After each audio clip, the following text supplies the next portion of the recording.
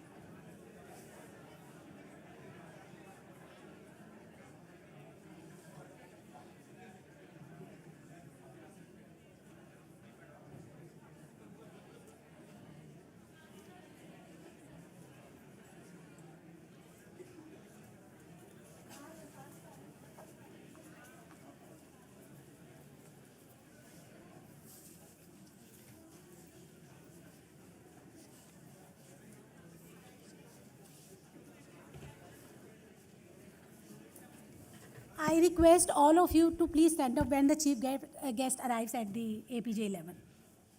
He is coming in 1 minute.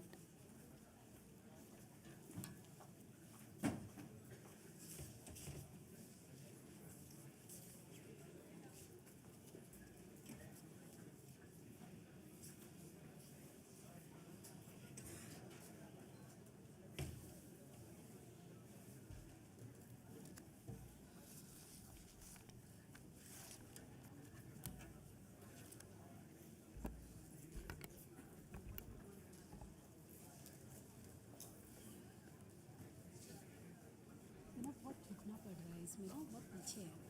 चलिए कोई नहीं, ये जाकर अच्छा ये तो है ही, तो मैंने last time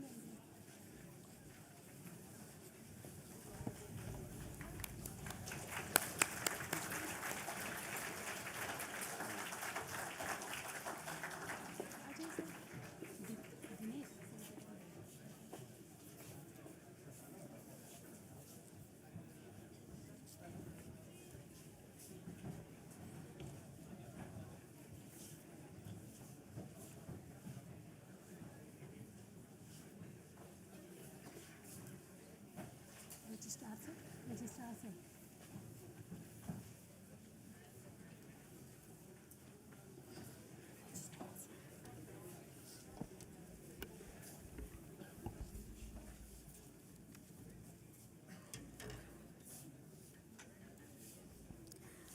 In the world of professional gatherings and knowledge sharing, conferences are formidable platforms bringing together academicians, thinkers, visionaries, and industry leaders.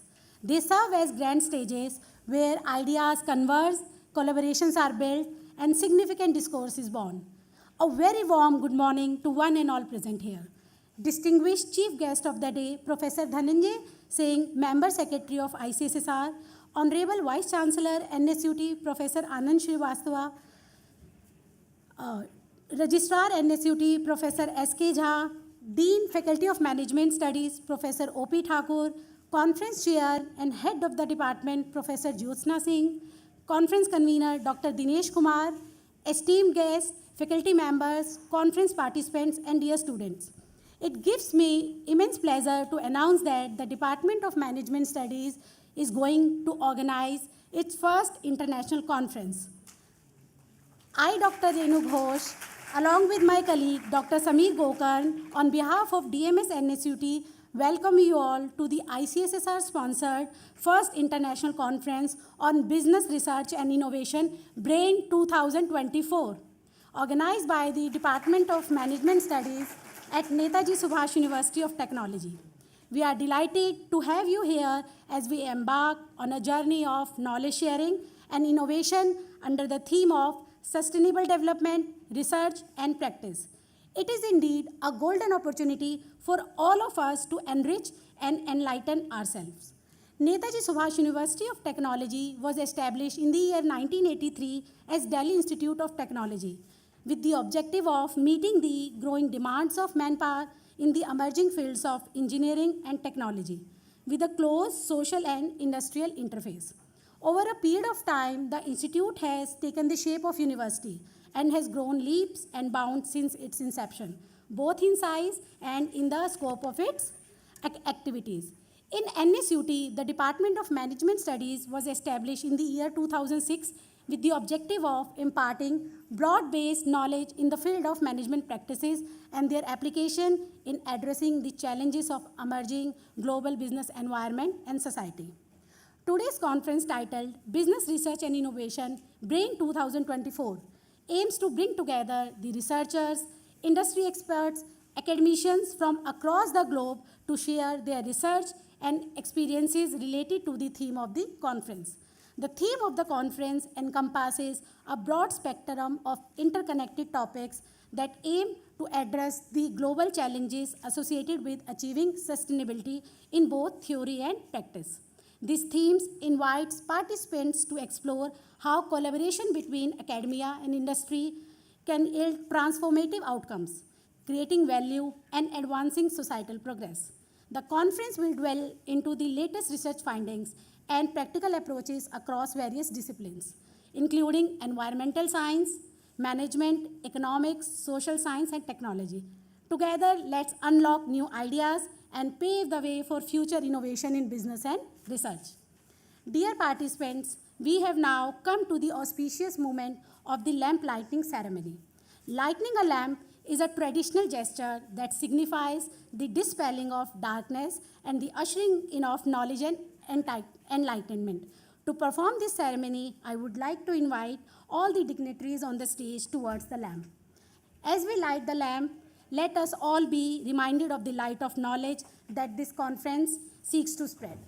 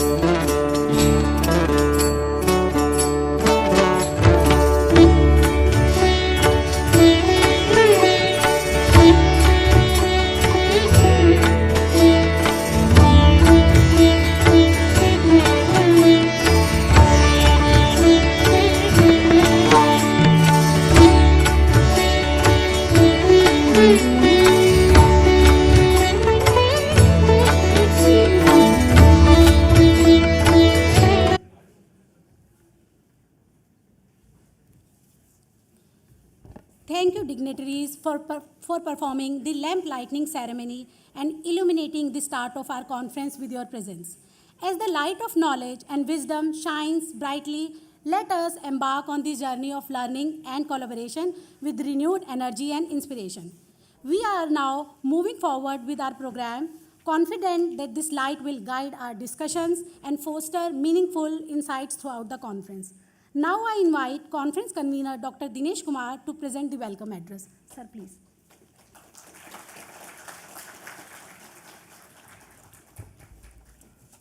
Good morning, esteemed colleagues, distinguished guests, and participants. It is with great pleasure that I extend a warm welcome to First International Conference on Business Research and Innovation, BRAIN 24, hosted by Department of Management Studies at Netaji Subhas University of Technology. As the convener of this prestigious conference, I, Dr. Dinesh Kumar, am honored to welcome you all to this two-day event, which promises to be landmark gathering of minds dedicated to advancing the field of business and management. We take immense pride in announcing that Indian Council of Social Science Research has recognized Netaji Subhas University of Technology as a deserving institution for sponsorship. This endorsement is a testament to our unwavering commitment to research excellence and innovation. The support from ICSSR has empowered us to convene a distinguished assembly of experts, scholars, whose insight will undoubtedly propel the discourse in the business research forward. We are deeply appreciative of ICSSR trust in us and eagerly anticipate a fruitful collaboration. First and foremost, I wish to express my deepest gratitude to our chief guest, Professor Dhananjay Singh, Member Secretary of the Indian Council of Social Science Research. Dear sir, your esteemed presence and support greatly elevate the significance of this conference. Your insights are invaluable, and we are profoundly grateful for the time and dedication you have extended to us. We look forward to listen from you. Welcome, sir. I would like to convey my sincere thanks to our Vice Chancellor, Professor Anand Srivastav, for your steadfast support and visionary leadership, which have been instrumental in bringing this conference to the fruition. Welcome, sir. A special note for appreciation goes to Professor S.K. Jha, Registrar of NSUT, whose continuous support and cooperation has been critical to successful organization of this event.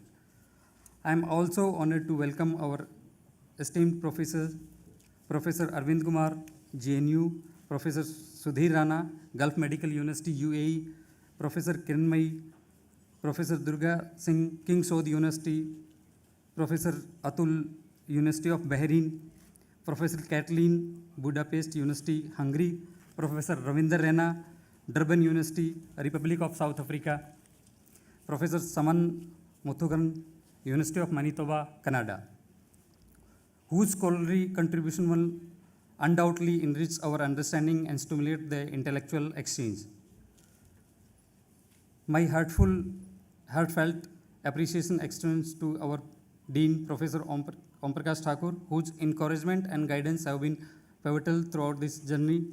Sir, I would like to mention, whenever मैं sir से जब भी कहीं मिलता during the conference preparation और मैं sir में से पूछते कैसे हैं, मैं कह रहा सर बहुत बुरा हाल है, तो सर का एक ही रहता था कि लगे रहो, सब अच्छा होगा, don't lose the heart. Thank you sir.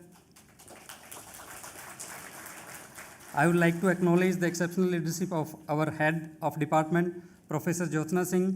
Her tireless effort in nurturing our department, coupled with her insightful suggestion to name this conference BRAIN, Business Research and Innovation, have been instrumental. After extensive discussion with my colleagues, her idea was embraced, and we are deeply grateful for her visionary contribution. I am pleased to announce that we have partnered with over 10 esteemed journals, providing an exceptional platform for the authors to publish their research. We have received an overwhelming response to our call for the papers with over 200 submissions. Even as we adhere to the submission deadlines, we continue to receive requests from eager authors, underscoring the high level of interest in this conference. A warm welcome is extended to all participants, whether joining us online or in person from around the world. I hope you find Brain 24 both exciting and insightful. Finally, I would like to express my sincere appreciation to all deans, head of departments, faculty members, especially my colleagues from the Department of Management Study, research scholars, staff, and volunteers who have contributed tirelessly to making this conference possible. Thank you all once again for your presence and participation. Let's join hands to make this conference a memorable and impactful experience. Thank you. Thank you. Thank you, Dr. Dinesh, for your welcome address. Now I invite our MBA student Anshu Goyal to please welcome our distinguished chief guest of the day, Professor Dhananjay Singh, Member Secretary, ICSSR. Anshu, please come.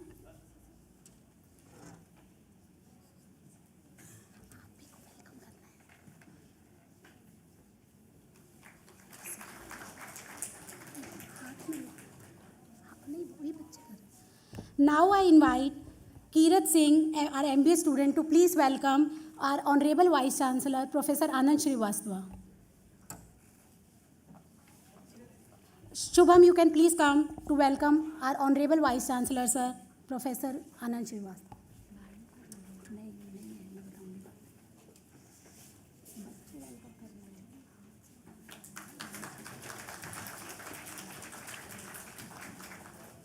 Now I request Gaurav Ojha to please welcome our Dean Sir, Professor O.P. Thakur Sir.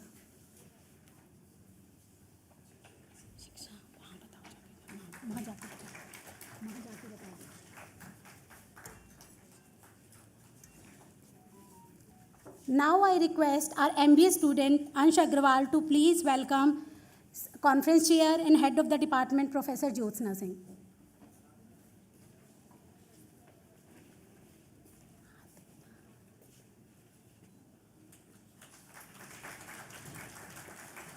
Now I request our MBA student, Ms. Sondamal, to please welcome Conference Convener, Dr. Dinesh Kumar.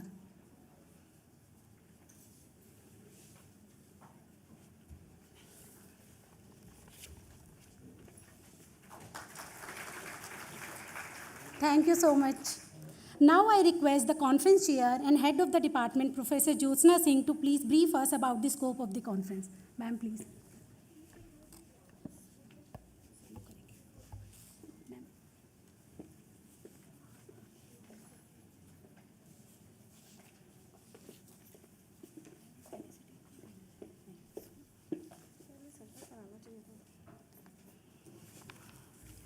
Good morning. I warmly welcome Professor Anand Srivastava, Honorable Vice Chancellor NSUT, Chief Guest Dr. Dhananjay Singh, Member Secretary, ICSSR, Dean Professor O.P. Thakur, distinguished guests, colleagues, students. It is with immense pride and anticipation that I welcome you all to the inaugural First International Conference on Business Research and Innovation, hosted by the Department of Management Studies at NSUT. We stand at the precipice of new era, one defined by the urgent need for sustainable solutions. This gathering of brilliant minds from across the globe is a testament to the growing recognition of the imperative to integrate sustainability into the core of business practices. The theme, Sustainable Development Research and Practice, encapsulates the spirit of innovation and collaboration that we hope to foster here today. We have assembled a remarkable program featuring renowned experts, thought leaders, and promising researchers from around the world to share knowledge, insights, and innovation in the management domain. The quality and quantity of submissions we received is a testament to the vibrant research community focused on sustainability. Brain 2024 features 7 extensive tracks covering various aspects of management, including sustainable finance and responsible accounting, sustainable economics for a changing world, sustainable operations and responsible supply chain, green computing and eco-innovation, sustaining the IT revolution, new age marketing and sustainable consumption, sustainable business models and entrepreneurship, and diversity, equity and inclusion and sustainable workplaces. Additionally, we have an exclusive track for industry practitioners to showcase our disruptive innovations. It is also my honor to share our department's remarkable achievements over the short span of 5 years. The Department of Management Studies began its journey in 2006 as part of Netaji Subhash Institute of Technology. The department was established initially to introduce management-related courses for the students of technical streams. Upon attaining university status in July 2019, the department introduced several new courses related to management. These programs are 3 years full-time Bachelor of Business Administration, which we have now upgraded to 4-year multiple exit BBA honors program, 2-year full-time Master of Business Administration program with dual specialization. Additionally, we have introduced the 5-year multiple exit BBA MBA IV integrated program and 2-year full-time MBA in IEV to foster an entrepreneurial mindset, enhance skills, and facilitate venture development among our students. We are also offering Doctor of Philosophy PhD program. Under the wise guidance of our Honorable Vice Chancellor, sir, we have meticulously aligned our curriculum with the National Education Policy 2020, ensuring it meets national standards and addresses the dynamic demands of the industry. Our mission is to build managerial capabilities in our students, enhance their soft skills, teamwork spirit, and leadership qualities. Our department boasts 23 PhD students now and 8 dedicated faculty members with exemplary academic background. The recruitment of these outstanding faculty members has strengthened our foundation. This expansion, along with our excellent infrastructure and faculty, has significantly elevated our reputation, resulting in a high number of admissions and impressive placement records. NSUT is increasingly becoming first choice of students during the joint admission process among prestigious universities in Delhi. As a young department, we are making history today with the launch of department's first international conference, BRAIN 2024. The next few days promise to be intellectual feast filled with insightful discussions, groundbreaking research presentations, and opportunities for networking. Let us embrace this platform to share knowledge, inspire one another, and collectively contribute to a more sustainable future. I invite you to immerse yourself in the rich tapestry of ideas and experiences that this conference offers. Let us embark on this journey together, exploring new frontiers and shaping the future of business society. Thank you for joining us today, and we look forward to a fruitful and inspiring conference. Thank you very much. Thank you so much, ma'am, for highlighting the relevance of today's conference theme. Now I request our Dean, sir, Dean FMS, Professor O.P. Thakur, sir, for his special address.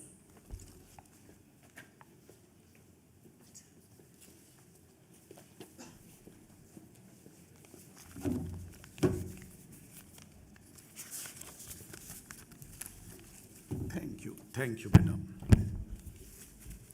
A very good morning to one and all present here, the dignitary on the dais, the chief guest of the event, Professor Dhananjay Singh, Member Secretary, Indian Council of Social Science and Research, New Delhi, our Honorable Vice Chancellor, Professor Anand Srivastav, Head of Department, Professor Jyotsna Singh, and Dr. Dinesh Kumar, Convenor of this conference, faculty members, and participant, esteemed researcher, ladies and gentlemen. Welcome to Netaji Subhash University of Technology. It is a great honor and privilege to address this esteemed gathering at the first international conference on business research and innovation. As Dean of Management Studies at NSUT, I extend my heartfelt greetings to all distinguished participants, scholars, and industry leaders present here today. one of the most remarkable aspects of the events like this conference is to provide opportunity and platform for the fruitful discussion, interaction, collaboration, and networking among the researchers. NSUT was established in 1983 as Delhi Institute of Technology under Delhi administration, Government of India. So it was, at that time, it was affiliated to University of Delhi. And later on, this DIT has been converted into NSIT. And the campus got shifted from this old campus, Kashmiri Gate, to this Dwarka as NSIT, Netaji Subhash Institute of Technology, in 1997. Now, in 2018, this university, this NSIT has been again converted into a state university under government of NCT of Delhi. So after getting the status of university, there is a provision for getting it multidisciplinary university. Then various courses have been added to this university, and this pivotal change has empowered us to broaden our horizons and intensify our focus on education and research across diverse branches, including engineering, technology, sciences, management, humanities, social science. Our management programs are designed to cultivate leadership, strategic thinking, and entrepreneurial skills among our students. We are committed to nurturing future leaders who are capable of making significant contribution to the business world and society at large. This NSUT has consistently been ranked among the top institutions in India. Our commitment to academic excellence and cutting-edge research has earned us national and international acclaim. I express my heartiest gratitude to our Honorable Vice Chancellor for his commitment to provide conducive learning environment to encourage, to motivate, energize, and inculcate the spirit of research among the faculty member and the research students. The academic environment at NSUT is meticulously designed to foster innovation, critical thinking, and spirit of journey. We are committed to provide conducive learning environment. So NSUT provides state-of-art facility like smart classroom, very good sports ground, well-equipped laboratory, and extensive research facilities in a completely green campus at the heart of the city. And at NSUT, we focus on holistic development of the students, emphasizing on this multidisciplinary and flexibility in curriculum. Students have the choice to get their courses according to their interest and motivation. So this is part of National Education Program, and we have already in the process of implementing NEP 2020 at NSUT. So this is very important. We emphasize interdisciplinary learning and encourage our students to undertake projects and research that address real-world challenges. It is important to note that how do you define education? As I think education is not only to impart or give award of degree, it is to develop a good human being, to develop a contributing citizen of the country, and who can participate in community development and will have multiple learning experiences.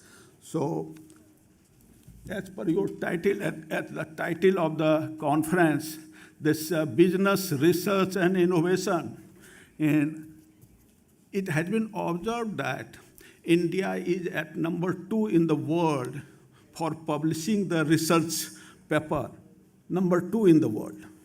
But if you think about the quality, how we are able to improve the quality of living of general public, so we are just at the backside. So I request all the, particularly the new entrant or this fresh brain, to think over it and participate in innovative research. Go to the community, go to the village, society, identify their problem, and find out the actual solution so that they can improve their they can improve their livelihood and efficiency and productivity, so that quality of living get improved. That is the best result. If you are improving this livelihood of the common man, that will the best contribution for the society.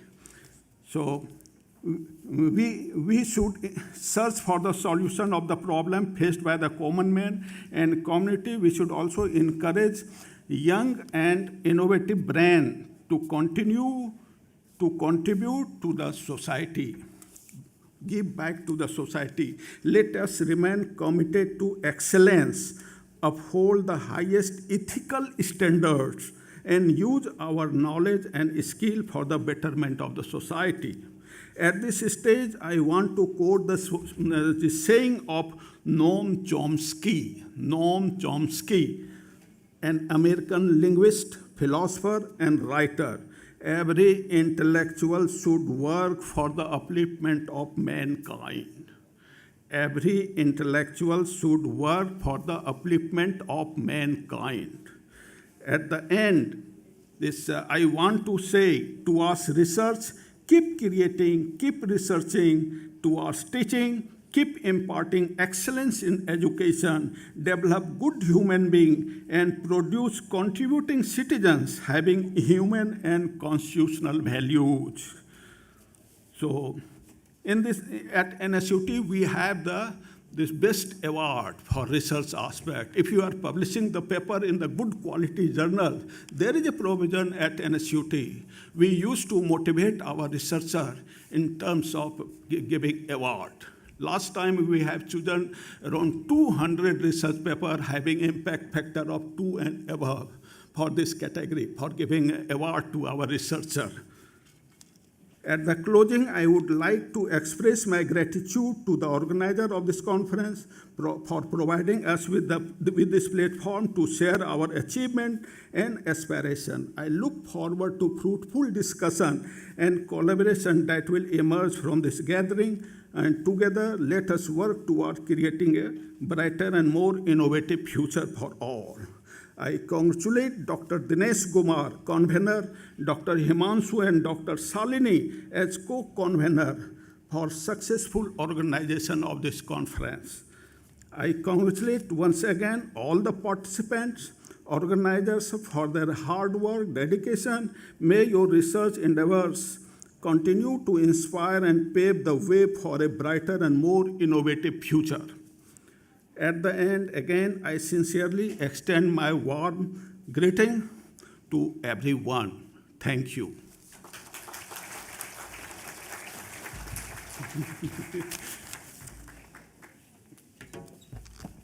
Thank you so much, sir, for highlighting the significance of research in academia and industry and connecting it with our today's conference theme, sustainability.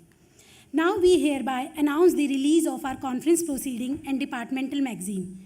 These proceedings has been published by Ronak Publication House Private Limited. I request Mr. Mahipal Singh, founder and CEO of Ronak Publication House Private Limited, along with the esteemed guests on the dais, to come forward and release the conference proceeding and departmental magazine. Sir, please join.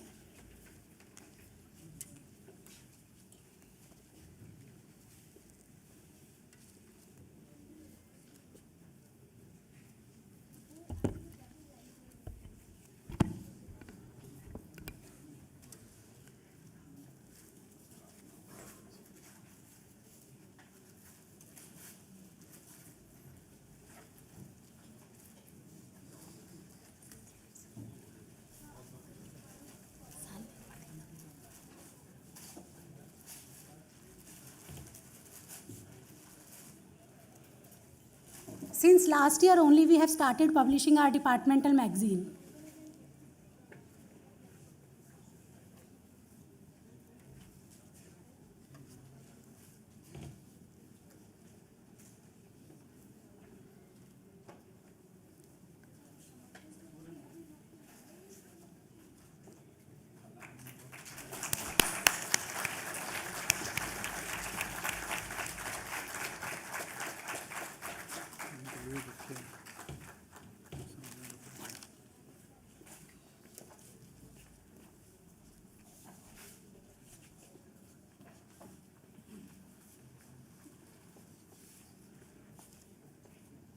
Please welcome the release of our departmental magazine.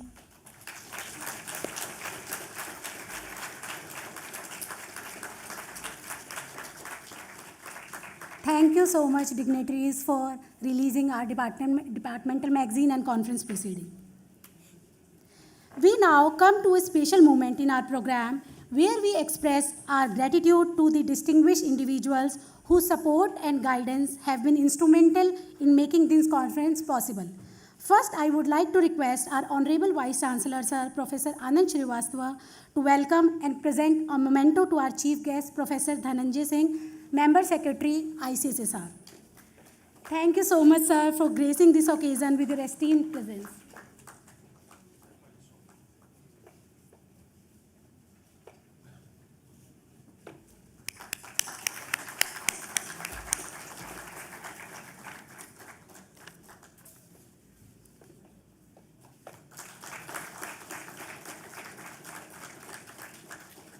Thank you, sir. Now I request Dean FMS Professor O.P. Thakur, sir, to present a memento to our Honorable Vice Chancellor, sir. Sir, your vision and commitment to excellence have greatly enriched this conference. Thank you, sir, for your invaluable support provided to the department in organizing this conference. Thank you, sir.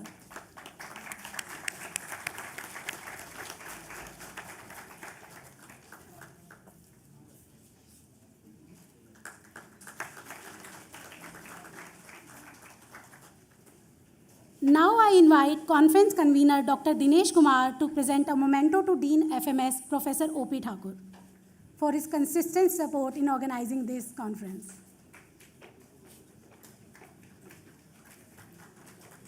Thank you, sir.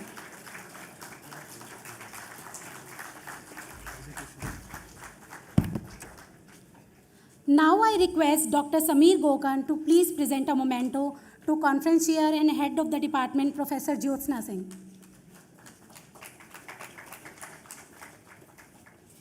Thank you, ma'am. Without your support, this conference would not be possible.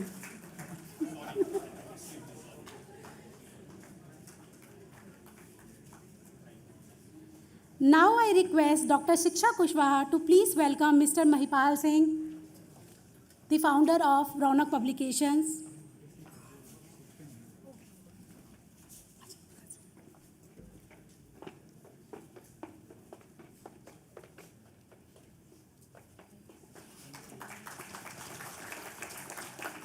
Thank you, sir, for publishing our conference proceeding. Now I request Dr. Ritika to please welcome conference convener Dr. Dinesh Kumar. Thank you, sir, for your hard work. Throughout day and night, you are working for making this conference a success.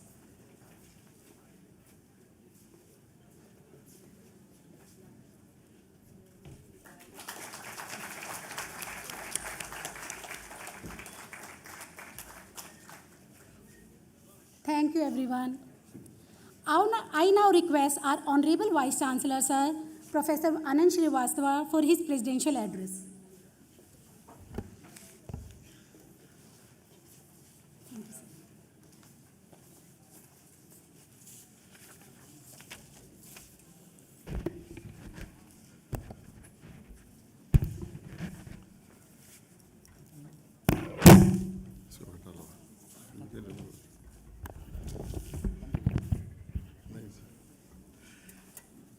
Good morning. Professor Dhananjay Singh, Member Secretary, ICSSR. Dr. Vinod Kumar, Convener of the conference. Professor Jyotsna Singh and Professor Thakur. My dear participants, and we also have some faculty members and experts here.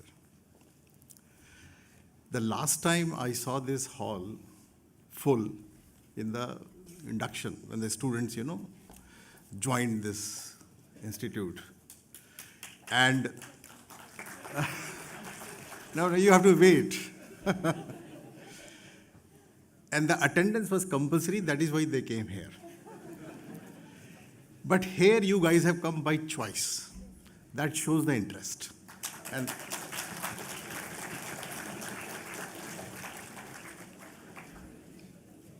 So this is Brain 24, and it is no brainer that sustainability management system is important. I think we can celebrate after, after the function, right? Okay. So also let me congratulate the organizers who have done real good hard work. And this is their first conference, I was told, and it is starting with a bang. And it's a truly international conference and on a very important topic. So if you see the theme, it's a sustainable development, research and practice. Again, I congratulate the team because it is both research and practice. So it is not only publishing papers. Ultimately, your research outcomes should get converted into some practical applications, use cases, so that it is useful to the society. So it is both research and practice. I'm not undermining research. I mean, that is important. But that converting that research into practice, that is more important. So congratulations once again. So I hope everybody of you is aware of Sustainable Development Goals. There are 17 of them. Few of them are very closely related to sustainability, like clean energy, clean water, climate action. And the 5 pillars of these SDG goals, they call it, 5 Ps, which is people, planet, prosperity, peace, and partnership. And also, if you see, read about SDG, there are 5 Rs as well, which actually takes care of sustainability: refuse, reduce, reuse, repurpose, and recycle. So this is in a very short 30-second description of SDG goals. Otherwise, it's a huge document.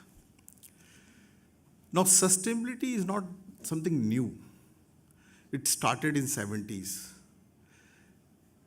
where there were, environment protection laws, and the companies actually did not care for it. They just, thought this is a necessary evil. So it was not very focused because it was reducing their profit margin. So they never cared for this. It happened in 80s also. And then in 95, one Harvard professor, Michael Porter, there was an article in Harvard Business Review, HBR, that the companies who will embrace sustainability are likely to succeed. They will have a competitive advantage. So after that, there were a lot of papers and people, the companies started using some of these practices in their companies so that they become sustainable. Now, it has become sort of new normal. All the big companies, they follow sustainability management practices.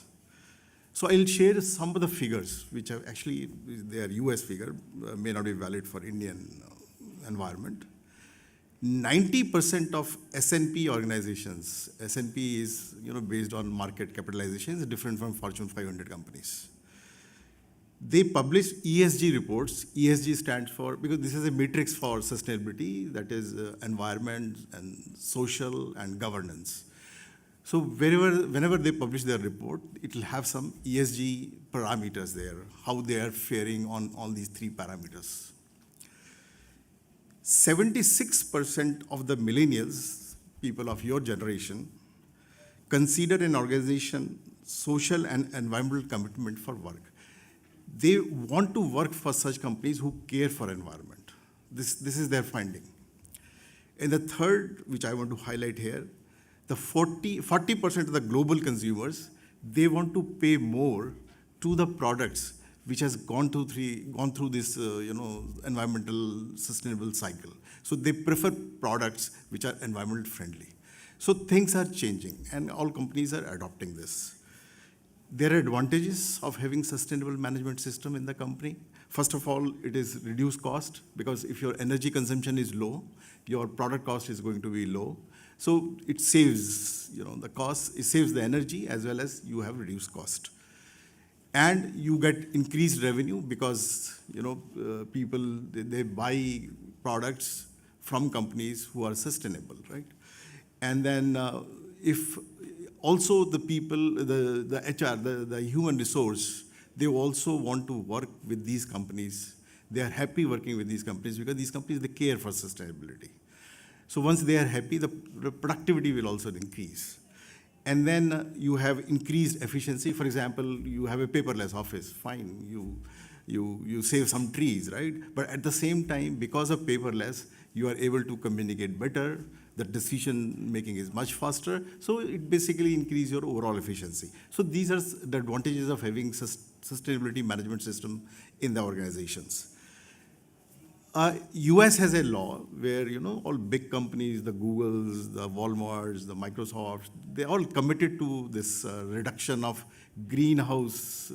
carbon greenhouse gases to a level which is 50% of 2005 by 2030. That is their commitment to the government. So they're going in a big way, and it is only possible if you have sustainability management within the system. BMW does it. They outsource their parts from the companies who are sustainable, or they follow these practices. They have hybrid car, or they use, not carbon or the petrol cars, right? IKEA, they make, the furnitures. So they see to it that they get recycled wood. Their 99% of the product, they follow this FSC standard. FSC standard is, it is given by international body that you are not harming the forest. So all these big companies, they are following all these answers and all these practices. And technology has to play a very important role in making sustainable. The IoT, the sensor network, the use of AI, data analytics, blockchain, all these technologies, they will help in reducing your cost, increasing your revenue. So I'm happy that I was going through the website. There are 5 or 6 themes, like IT revolution is one, and supply chain, and climate action. There are others also. So they're all important sub-themes, and there'll be debate and discussion on those sub-themes.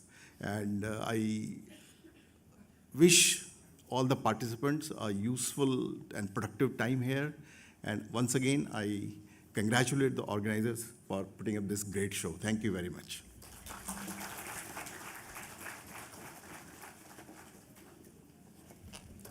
Thank you so much, sir, for your kind words and for providing us the necessary support in organizing this event.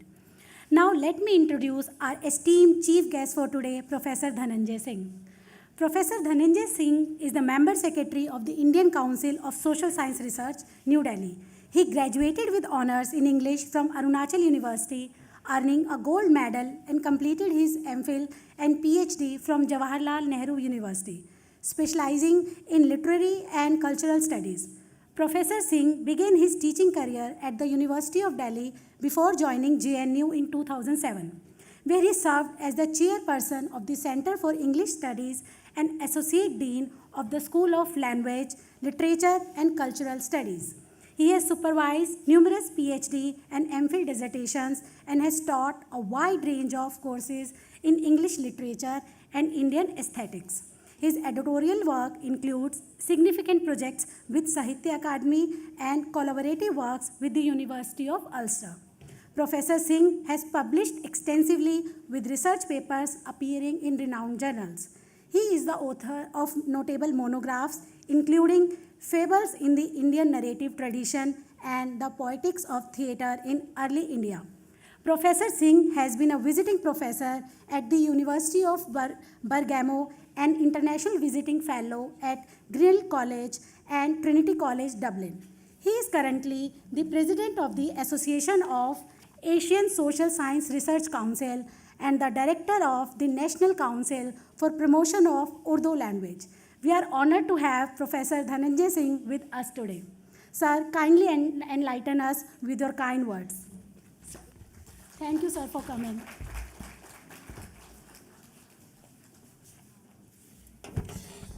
Thank you so much, Professor Anand Srivastavaji, the Honorable Vice Chancellor of NSUT, Professor Thakur, the Dean, Professor Jyotna Singh, the Head of Department, Dr. Dinesh Kumar, the Convenor of the conference, colleagues from NSUT,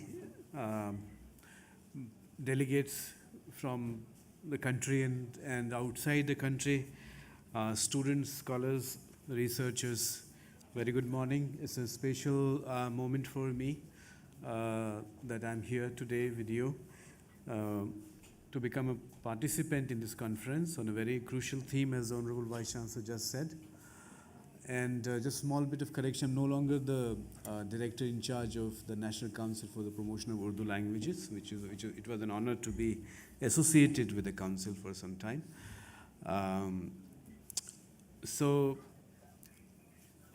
This is I must say I'm impressed with the collection of abstracts and the list of topics that I saw.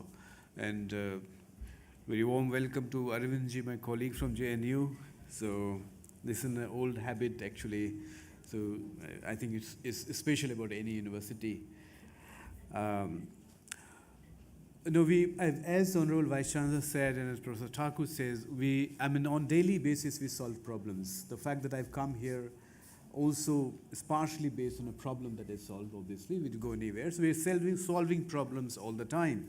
In other words, research is crucial to our being. Research is crucial to our living. You may not be aware, but we deal with problems on daily basis. At a formal level, of course, research has a very important role to play. That is why there was a mention about NEP, obviously. And the NEP makes it important that research should be formal research, and research practice should be introduced at an undergraduate level.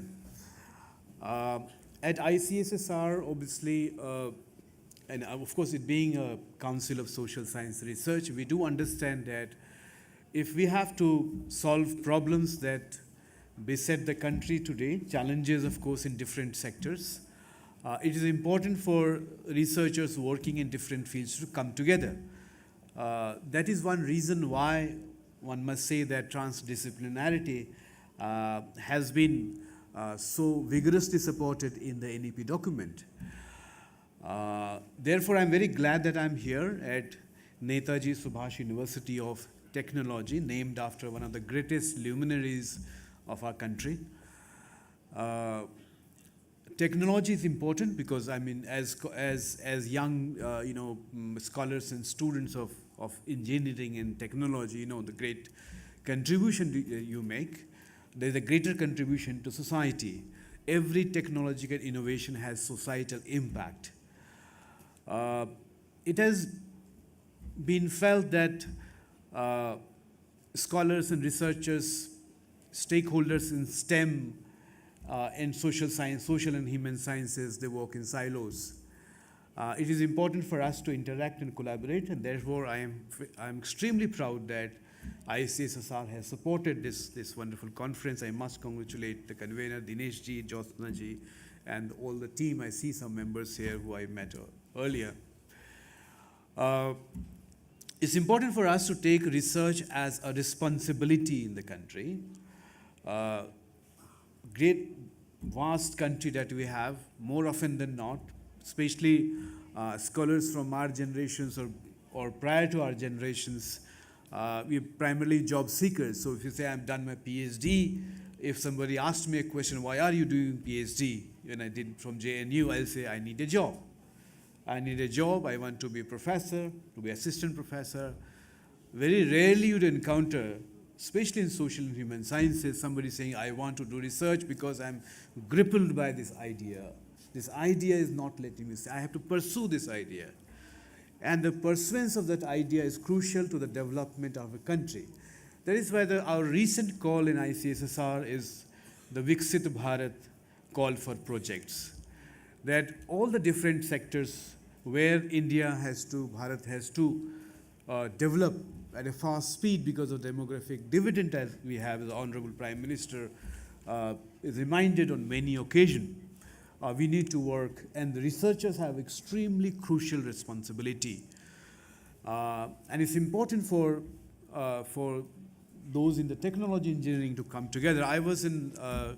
I participated recently in last year one conference, of course, in the UNESCO, obviously, representing the Social Science Commission at UNESCO. And the other, of course, in Slovenia, which was on the AI. And the great, one of the important factors, of course, which was reiterated was the great impact that AI will have on employment, obviously, and in different sectors. So it's important. So that's why in that Viksit Bharat call, we included technology and innovation. And right now we are having evaluations of those projects. We've invited experts from engineering, and we make them sit with the social scientists, obviously, in order to choose projects which will be critical in terms of the development of the nation. That being crucial, as I said. I don't know how many of you are aware of ICA, how many of you visit ICSSR websites on regular basis. So recently we've announced a call for projects on solar energy and sustainability.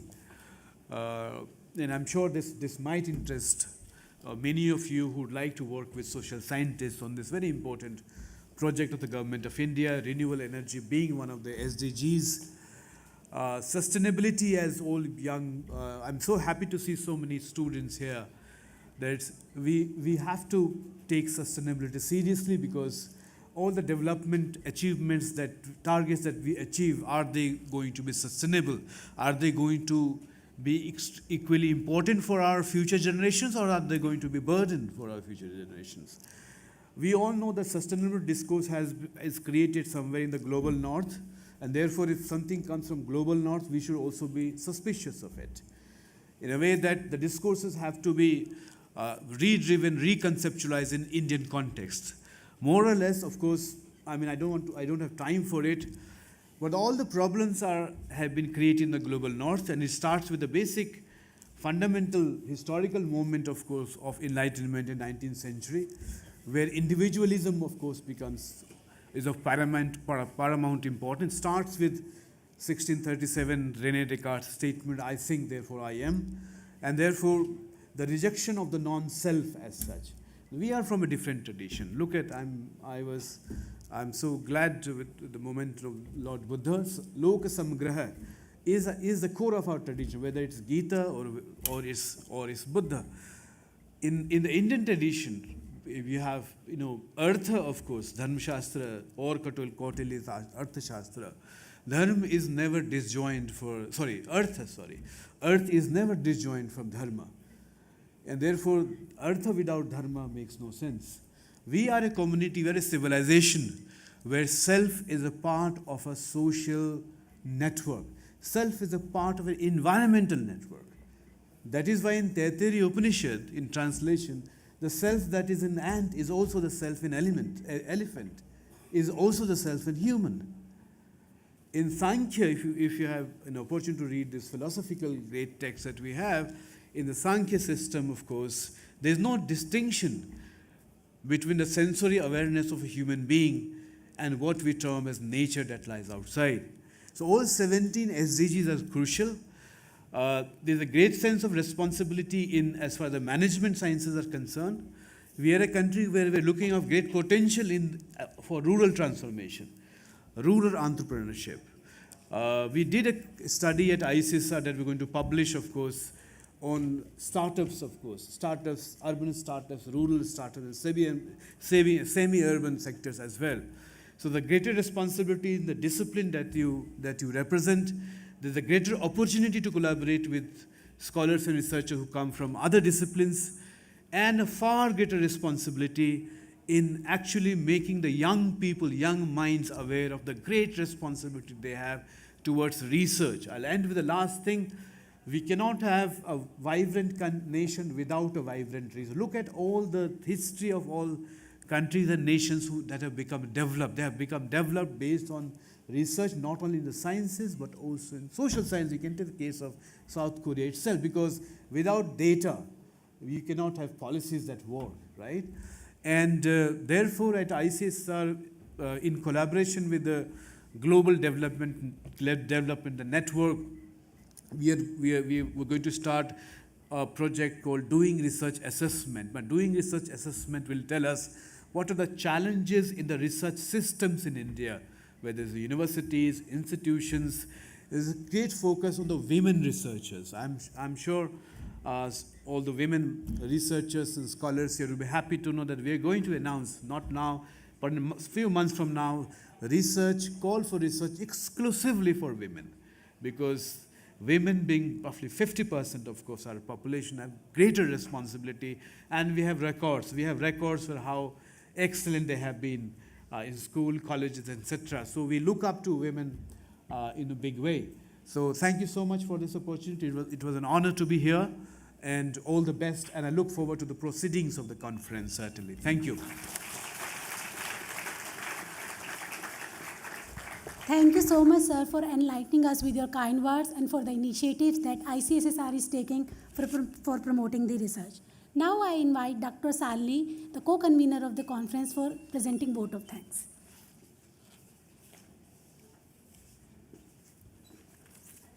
Good morning, everyone. It's my proud privilege to propose the vote of thanks to this August gathering. First of all, I would like to express my deepest gratitude to our Honorable Vice Chancellor, Professor Anand Srivastava, sir, for his able guidance and kind support, without which this day would not have been possible. Thank you, sir. I would also like to express my gratitude to our esteemed chief guest, Professor Dhananjay Singh, Member Secretary ICSSR, for accepting our invitation and gracing this occasion. Thank you, sir.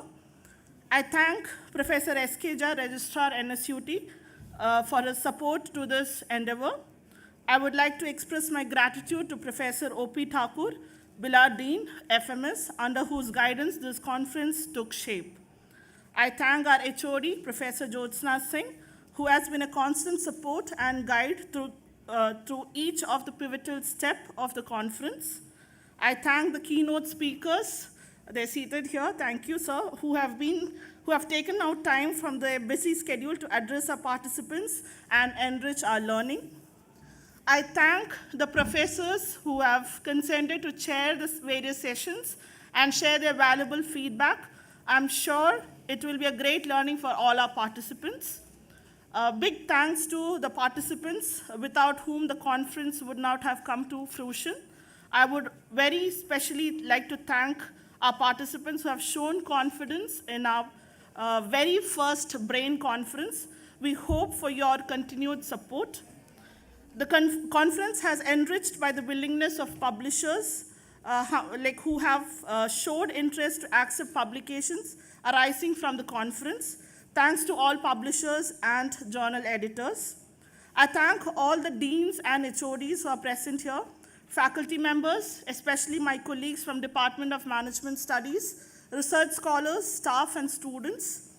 Last but not the least, I would like to thank the convener of the conference, Dr. Dinesh Kumar, co-convener, Dr. Himanshu, for their relentless effort to make this event possible. Thank you all once again. Thank you, Dr. Salni.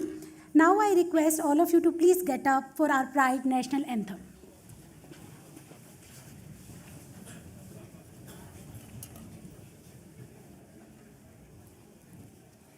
जनगण मन अधिनायक जय हे भारत भाग्य विधाता पंजाब सिंध गुजरात मराठा द्राविड़ उत्कल गंगा विंध्य हिमाचल यमुना गंगा उच्चल जलधि तरंगा तव शुभ नामे जागे तव शुभ आशीष मांगे गाहे तव जय गाथा जन गण मंगलदायक जय हे भारत भाग्य विधाता जय हे जय हे जय हे जय जय हे Thank you so much, everyone. We will now take a short tea break. Please enjoy the refreshment and use this opportunity to network with fellow participants. We'll assemble here again after tea break. Please join back by 11:30. After that, we have our first plenary session by Professor Sudhir Rana. First, I request the delegates to please proceed for tea break. Students will stay back here. 11:30. Oh, sorry. 12:30. No, 12:30 nahi. 12:15 we'll assemble.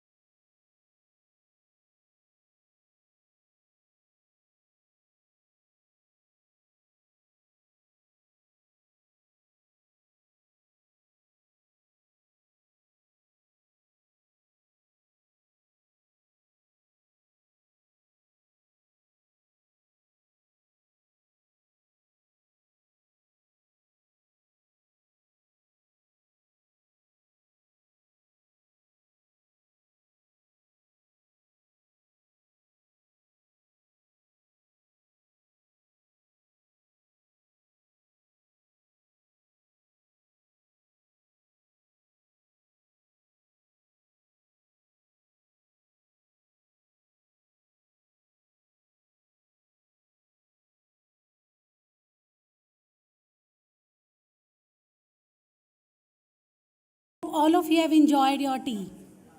We are privileged to announce that the first plenary session of the conference will be taken up by Professor Sudhir Rana. Sir, Dr. Dinesh.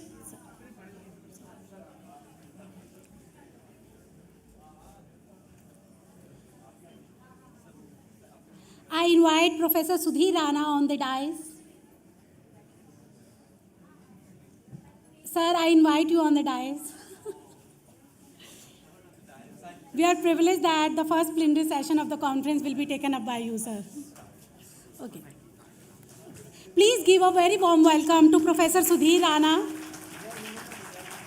Professor Sudhir Rana is a dedicated academician and researcher. He is a faculty member in marketing and strategy at the College of Healthcare Management and Economics, Gulf Medical University, UAE. Professor Rana holds a PhD with Ministry of Human Resource Development Scholarship from the Government of India and a postdoctorate from Putra Business School, Malaysia. With a notable academic career, he has been affiliated with the Fortune Institute of International Business and the Indian Institute of Management, Nagpur.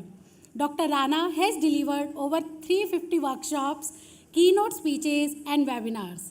His research in consumer behavior and emerging markets is published in prestigious journals. He significantly contributed to the progression of the FIIB Business Review and chaired the doctorate program at the Fortune Institute of International Business. In 2021, he joined Gulf Medical University, establishing the College of Healthcare Management and Economics as a stable constituent. Dr. Rana has held various leadership roles and spoken at forums like the Academy of International Business. He has received several awards, including Best Doctorate Paper at IIM Bangalore, Best Faculty of the Year at FIIB, and Best Research Faculty at Gulf Medical University. I am pleased to invite Professor Sudhir Rana to deliver the first plenary session. Professor Rana's expertise in business research will provide a strong foundation for our discussion on sustainable development. But before that, I would request Dr. Salni to please welcome sir with a memento. वो कह रहे हैं moving mic का कह रहे हैं portable mic Thank you, sir. Now I hand over the stage to Professor Rana. Thank you, sir. Sir, we are really looking forward to your session. Thank you, ma'am. Thank you so much.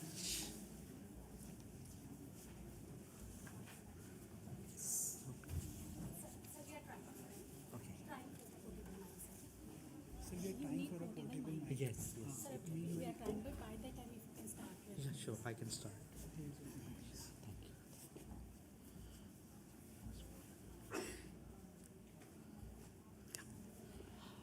My dear friends, colleagues, lovely students, it is so proud moment to be here today with all of you.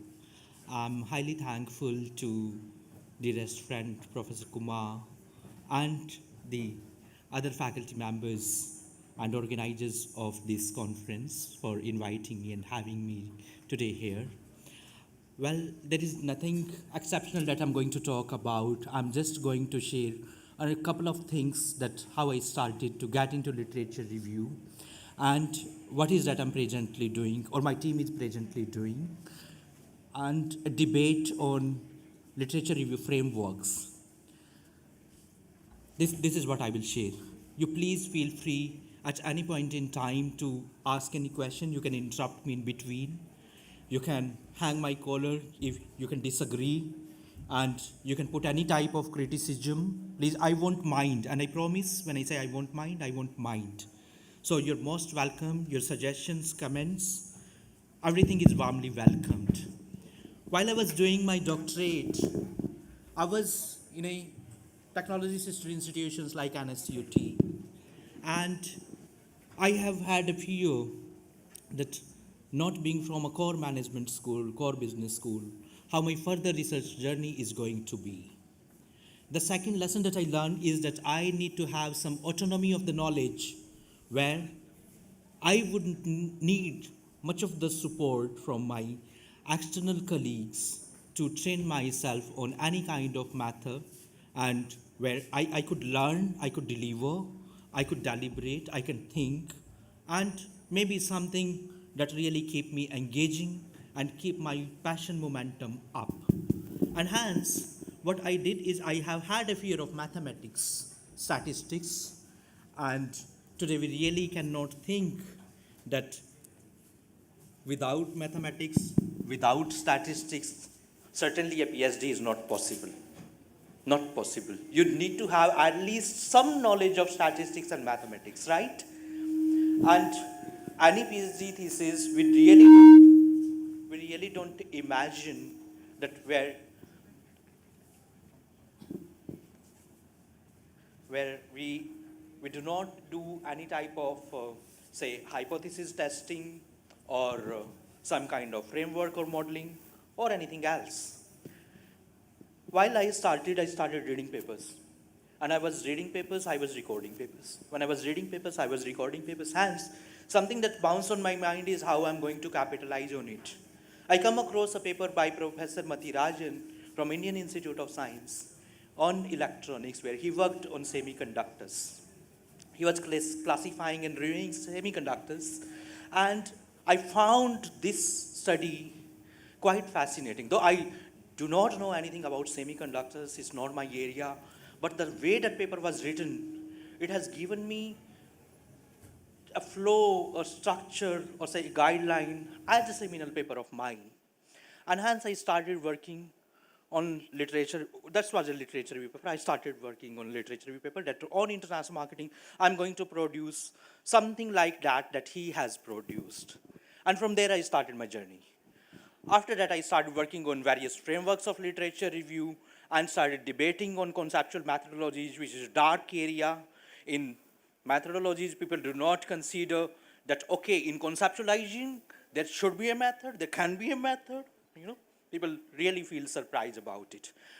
Today, I'm specifically going to point out and emphasize that there are various literature review frameworks, and people often miss using these frameworks.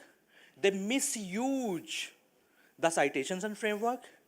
The kind of paper that I get, I have two publication outlets, as you see. One is Free Business Review, where we have a compulsory category of literature review, and the second last one, Review of Management Literature, which we launched 2 years ago. It's a small baby.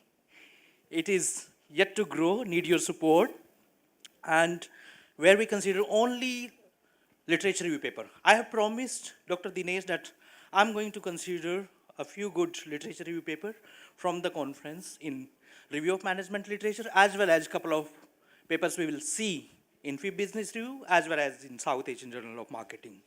My main purpose is to just tell you that how these frameworks work, what are my expectations when I keep my role as a decision maker or say a gatekeeper to decide whether this kind of a study is going to sail through in these titles or not. Okay, so feel free to ask me, right? Give me a tough time, please. This is something that I'm going to add into the agenda today. We will discuss on how do you organize the literature, then which kind of frameworks are going to fit, then how do you plan to publish the LR papers, and a power framework that we have recently introduced to give more power and quality to the literature review papers in the same debate of other frameworks and methodologies. Well, I'm sure many of you have already worked on literature review papers, or you're working, or you may have a plan to work. And hence, you might have seen a number of methodologies, frameworks coming into the consideration, specifically in research or review methodology section, that I'm following Prisma, I'm following TCCM, I'm following GARDO, EMO, and so on. And hence, keeping that in mind, I would like to start on having a different purpose to the literature review. And more exclusively, I would like to wake up those doctorate students who are there in the hall and who are thinking that I am going to work on this empirical model, and it is much easier to capitalize on converting this empirical framework into testable propositions and call it a review paper. Well, that's a nice idea to convert the publication in few phases and then get into the higher publications or more number of publications. That's really good. But this is not how it works. And that's the main purpose of this talk. I would like to really ask you to think about what you're going to review, what you're going to read, and what you're going to leave. Would anybody like to suggest me that what is the main criteria while you do your research, you have several keywords, you keep different journal criteria, you keep the search libraries like ABSCO, ProQuest. You also look through to various indexings like maybe SSCI, Web of Science, Scopus as a criteria. You might be looking at the quality rankings, whether it is ABDC or ABS, to really define your search criteria or read criteria to say that something that you're reviewing has high quality. Can you really suggest, can you suggest something else that help you in deciding that what you should read and what you should leave, other than these? Please, sir. The year of publication. So you mean to say that if Wharton's paper was written several years ago, it does not hold the relevance today? No, it holds the, it is relevant today, but we can mention that only in the introduction. Only in the introduction, not into your search criteria or review criteria. Anything else?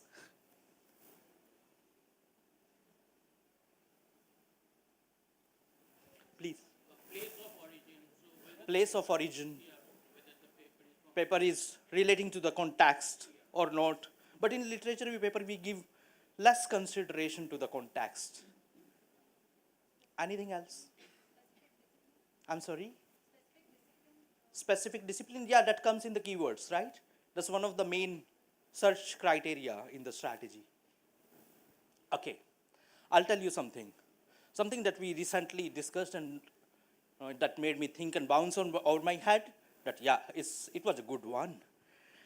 There are several journals or titles that get discontinued in Scopus and WOS more often, right? And hence, for any of the region, if a title get discontinued, does it, but the content remain even in the recent years, do you think it's a wise idea to include that content to be reviewed? Not really, right? It can be a hyper-publishing journal. It can be a predatory journal that have widely, after getting accepted into the indexing, has published heavily, given you several those articles to get reflected and influence your review results that do not deserve to, right? Hence, choosing the right framework is really helpful. How did I start is, I'm going to tell you that if you like to start a review paper, this may help you. This is totally your decision to either take any pointer or not. But something that I start is, whenever I'm searching, I keep on coding the paper from 1 to 100 to 200.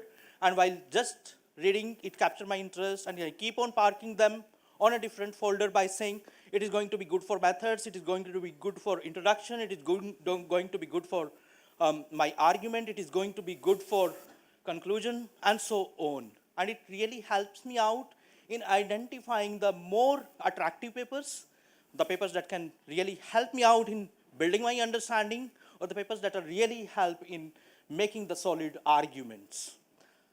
Other than that, just documenting paper is not enough. Unfortunately, the number of submissions that I get in the majority of the papers talk about documentation. And if you're a regular reader of a literature review paper, you must have seen that there is a sharp decline or dip in considering bibliometric papers. Why is that? Because every bibliometric paper, or the almost all bibliometric papers, I have written a number of bibliometric, okay? But I'm talking that this is how the trend is changing. They talks about, I'm identifying the influential authors, the influential journals, and thematic map, okay? And all of them have almost the same objectives, same research questions, but how it is changing and how the future literature reviews are going to be. The future literature reviews are not going to be something that OpenAI can do, of exploring the influential journal to influential authors to influential papers. That is not enough. Your real synthesis is going to help to the scholars that the more deeper you go, more rigorous you keep is going to help you. And hence, I strongly motivate the young scholars on to focus less on documenting the paper and more on synthesizing. So while you synthesize, you get deeper into the studies to explore, add your experience, add your knowledge, to interpret all that literature. And hence, you may like to look at the CATVO, to look at any other systems, or maybe you can look at the R's and Q's to reply that, okay, this is how you have synthesized, and this is what this synthesis means. This is how it will influence to the larger academic community, and this is how it is going to be to the useful, to theory building, to other future research areas, and proposing more agendas to the academic community. Simple. So you need to really classify them well, not on the basis of software. A human mind is much more critical. And why it is important, I'll tell you. There are different titles, the fancy titles that authors keep, right? There are very fancy titles. And if your machine is segregating, machine will segregate on basis of that fancy title, right? And a human mind can actually read the title and understand it, which probably my machine cannot or my software cannot. And hence, it is very important that you keep a vigil that where you need to park that. These are some simple suggestions that you can start your funnel from subject to keywords. And this should be very cohesive, interlinked with each other. They should represent each other. Other than that, this is what you are, these are the expectations from you. And what you all need to do is, centrally, you need to do it. You need to start working on it. You need to differentiate. I oftenly get questions that there are a number of reviews already available. Should I do one more? Should I not do one more? And then people also come that, okay, there are not enough studies. Should I really perform this review? Should I not do that? Well, I'll answer you these questions. So if you have any such question, park it. You need to provide justification. This is what you need to argue. You need to provide. Always try to classify the papers into general ones and the specific ones, because reading specific papers more deeper is going to help you more. And you may like to opt for 3 Qs and 3 Rs. I'm telling you all of this that get to the framework step by step. Then you'll get that which framework is going to be more helpful to you and in which scenario. You may also like to have a habit of critical reading, critically appraising, and hence critical reading, taking note is very useful. And more specifically, if you're writing a literature review, you should have a habit of critically reading and taking notes. Otherwise, you'll forget. You're going to encounter large number of papers, which usually you won't remember later on. And you'll keep on fighting that, okay, where this paper was. Hence, it is very important, keep your literature organized, take notes, and park it. Well, I'm sure that you all, or especially those colleagues who have tried writing literature review papers, they must have encountered it. It's very hard to publish in a good journal. Why? This is some of the main reason that I find that majority of them, like I said, talk about documentation rather than the real contribution. Okay? And because there is not much common template, because of the lack of the common template, there is a poorer structure. Repetition, a lot of information that get into, okay, let me ask a simple question. How many tables should be there in a literature review paper and how many figures should be there? What is the ideal number of figures and tables? What is the ideal number of figures and tables in a literature review paper? Sir, it is my view. Sure, sir, sure. Sir, table should be 0. 0. Yeah, or maybe 1 or 2. Figures, maybe a few, 1 or 2, maybe 3. Okay. Not more than that. Good. That is my view. Sure, sure. Anybody else? And specifically somebody who has written a bibliometric paper? How many tables, how many figures you kept? How many you think is the ideal number?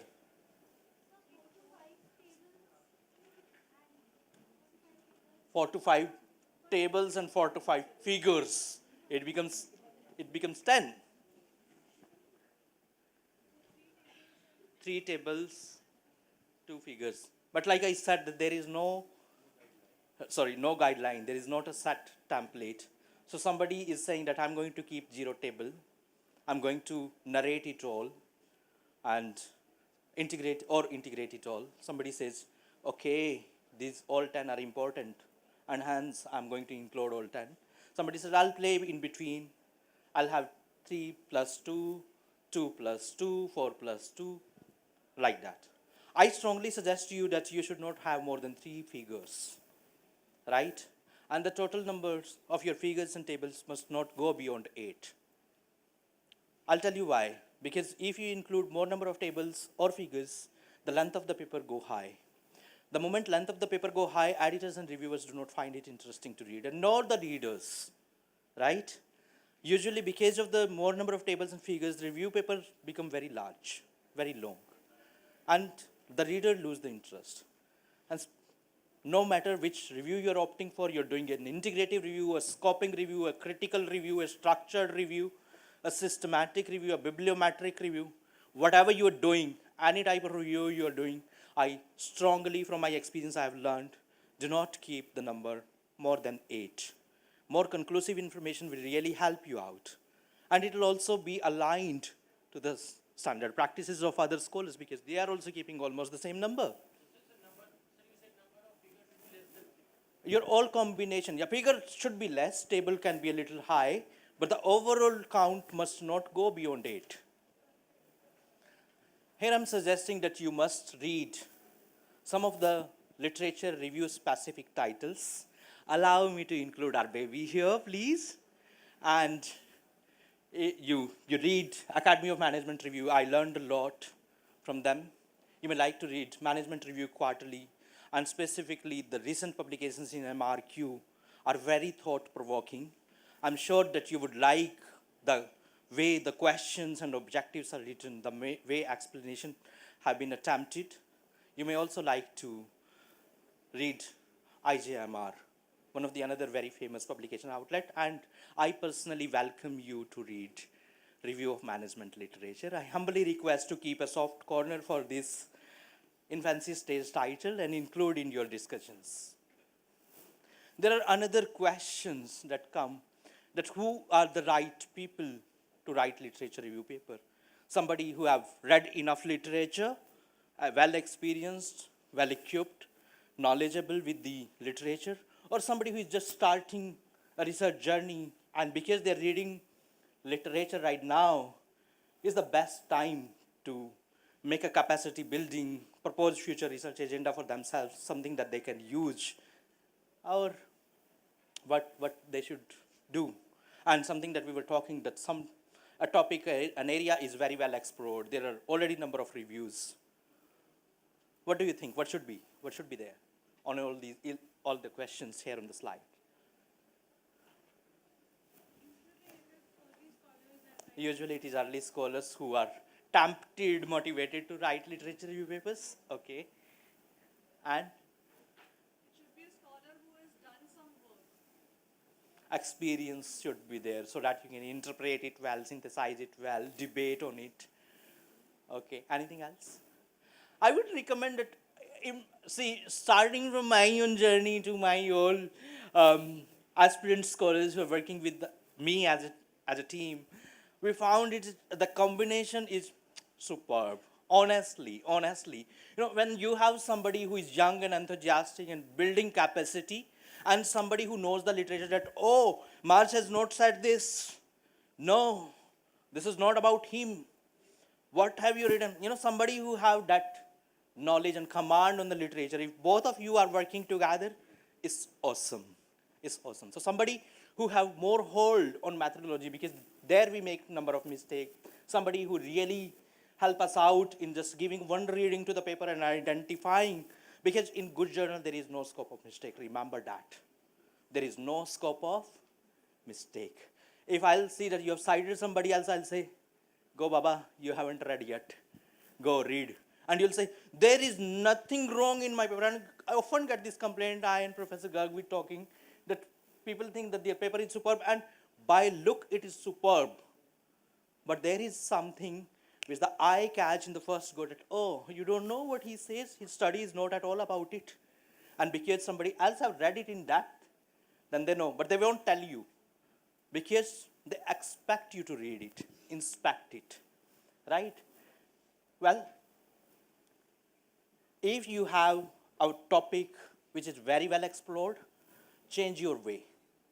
If the integrative review is done, perform a scoping review. If scoping review is done, perform a structured review. If a structured review is done, perform a critical review. And your RQs, your area, your positioning, your writing, everything will get changed. Okay? So propose or opt for a different way of writing the paper. You can always opt for any type of literature review. There are several types of literature review, so change the way. Write a different review. You can write on the same topic, but on a different by a different method. You should have a minimum of 40 papers to write that review. If an area is immature, yet do not have the adequate number of papers, avoid writing. You may go to write a conceptual review or a conceptual paper, but please do not opt to write a systematic review. Then, And so 40 to maximum, how many maximum? maximum is there is no limit, sir, but there is a minimum threshold. Yeah. Yes, please. In case you already have a systematic review available, then the other form of systematic review, suppose there is already a structured review, then why would you write another structured review? Write a scoping review. If there is structured and scoping available, write a critical review. If critical, scoping, structured available, then write a integrative review. So meta-analysis. I mean, opt for a different style of review, different method of review, and you'll get different result, by the way. You won't get the same result. Okay. These are some recommendations from my side. These papers will definitely help you out. If you're planning to write a literature review paper and you haven't read this paper, you are not going to graduate in literature review. You want to graduate in literature review? These are my highly recommended papers. And again, please allow us to add the last one. We have recently written that paper. We keep a soft corner request to do that. This may help you out. We have actually aimed high and tried our best to simplify many things. So if you are early career scholar or really burning your hands in writing literature review for the first time, this can help you out. We have also given a template which I'll show you to help you out at what should be done at which step of writing literature review. Well, let's open the debate with Prisma. Overly used, or I'll say misused, or I'm not fear of saying abused. Everybody, whosoever, have not even seen where the Prisma come from, why it was made, who has written it, what it says, how they copied the process, they paste the process, they write Prisma, they give one citation, and they say, I have opted Prisma, I've done Prisma. Done. Wow. Well, I'm not against Prisma. I used Prisma. When I used, I learned. I used other methods also. Then I learned. Like I used DCCM, I learned. And I used different softwares also. We did Kata, we did Leximenser, we did Geoia when we had less number of papers. And we learned. So every experience have taught me that what it should be. I would say that Prisma was used. It's highly influential way of organizing the literature systematically. It is. But my dear friends, it was made for some other purposes. It was not ours. It is ours now, but it was not. It was made for medical science scholars. And why it was made for medical science scholars? Because they had to really do an etiology. And they need to diagnose. And hence, Prisma with Pico was the combination. But majority of the scholars, they do not even know what the Pico is. Right? But copy pasting of the diagram is much easy and say, I have done Prisma and somebody should take it. But somebody who has a passion in literature review like me will understand, guy, you have, come on, at least see what the PICO is, in which situation it should be used. Well, these are some recommended framework. Then if not Prisma, what are the options? Right? Though I have included, Prisma taught me a number of things and I have a soft corner for Prisma. I have included it here. Here you'll find the frameworks that are exclusively for business management and social sciences. I've also given the citations. I'll leave the slide here if you'd like to read. See the frameworks. There is 5W and H, there is TCCM, there is ARDO, then there is 6 steps, 14 decisions, there is EMO, there is Prisma and PICO, then there is SPAR4, and there is Power. Power is the latest one that we introduced. I'll tell you why we have introduced it, what is the rationale behind, in which situation one of the frameworks should be used. If you're performing bibliometric meta, go for Prisma. Okay? Simple. Keep it simple. Then you may not have high expectations. It is a quick work that you would like to capitalize upon. I would strongly advise you not to waste your time in such kind of a paper in a very high-end core business journal. It's a quick food that you would like to keep, just like Maggie. You're keeping it, cooking it quickly to have it, but it cannot be your core food, right? If you want to cook a core food, you need to go a step ahead, and maybe you would like to keep SPAR4 SLR. And here I question, and it's a suggestion also directly. When you're using SPAR4, because it's systematic protocol, so your funnel cannot go down like you started with 1,000 papers and you end up reviewing 50 papers. It cannot be. The expert will totally understand that time, oh, you're talking about SPAR4 when you have actually decided on the keywords, on the journals, on the protocols, on the years, on the authors, blah, blah, blah, whatever protocol you kept for your systematic literature. And still you are saying that you started from 1,000, you end up with 50. That is not possible. Because SPAR4 was made with a single agenda to reduce the quantum, so that you review only something which is highly valuable. And hence, if your funnel is solid, have less reduction, then use SPAR4. Well, if you are reviewing with certain questions, especially the structured review, for whom, 40. That you answer what, when, where, why, what happened, why it has happened, what is the journey, then opt for 5W and H. When you are suggesting the theory, context, and your actually future research agenda should get into that debate of exploring theory, exploring context, characteristics, and methodologies. When you are suggesting these as your future research agenda, use TCCM. It's a very good framework. And in TCCM, you'll have to review through the TCCM. Your future research agenda must also be written in the TCCM form. So in that situation, use TCCM. When you're introducing and proposing testable propositions, when you have a structure where you have propositions that you're going to propose, use either EMO or ARDO. EMO stands for input, mediating, and output variables. So you can use either of these or both of these when you are introducing testable positions. So make sure that you use for the right framework. Other than that, all these frameworks are procedure-oriented framework, number one. And number two, these frameworks have been suggested based on the author's experience and knowledge.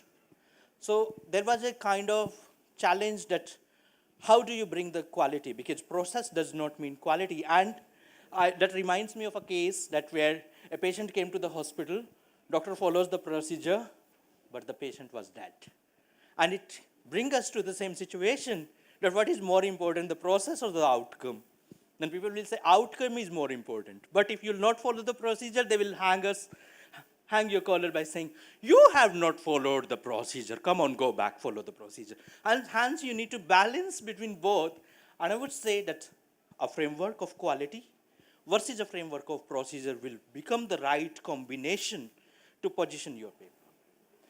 Well, in the power framework, we try to overcome the biasness of something that somebody think with a perspective, and we try to prepare this model on the empirical studies by taking the opinions from different other editors who are what they think about review papers, and the scholars who have published adequate number of literature review papers in good journals, as well as we performed an MCTM technique to see that what is that can be deducted and what is that is superbly important, so that we can produce some scientific evidences. We can overcome to the perceptions, because there is a lot of perceptions about literature review papers. They depend on the reading of somebody else. Something that a scholar read who produced the literature review paper, I haven't read. And the basic idea behind it, they know it well, not me. But it has to be communicated to the larger community, and hence there has to be a mutual understanding between the gatekeeper, the reader, the reviewer, and the author.